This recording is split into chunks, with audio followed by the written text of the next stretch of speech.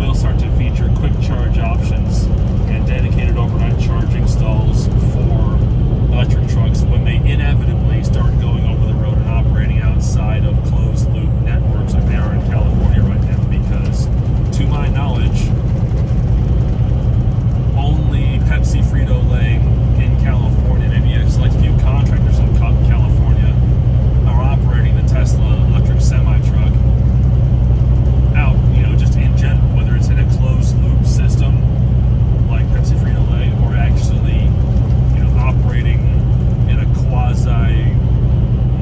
over-the-road situation. So, we'll see how things shake out down the road, but Hyundai made waves a few weeks ago by announcing that it came out, I think it was on the Mother Trucker channel, that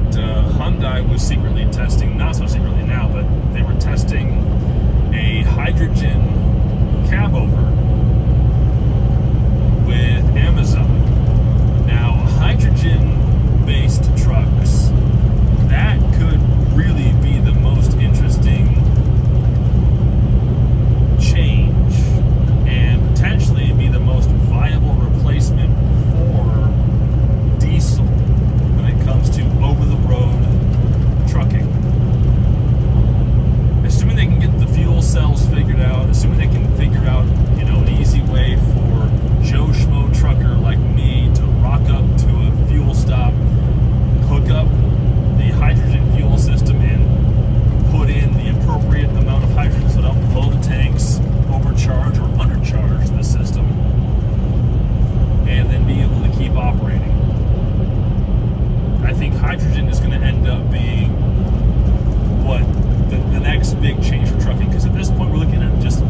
more and more incremental changes to aerodynamics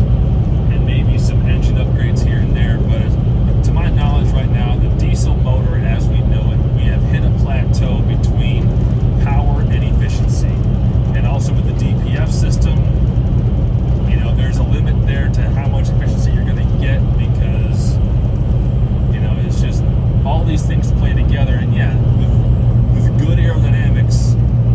you're going to get better efficiency. And the aero trucks, driven properly, meaning not pedal to the floor and just let it all hang out, but driven properly without being loaded out to the maximum, unless you're in the flat,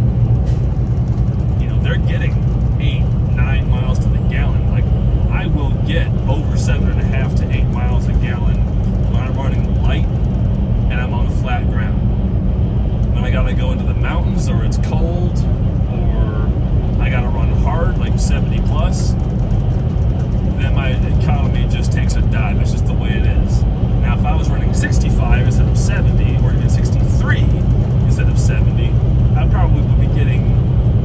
enough improvement on my fuel economy that it would make a big difference in my fuel bill over time. But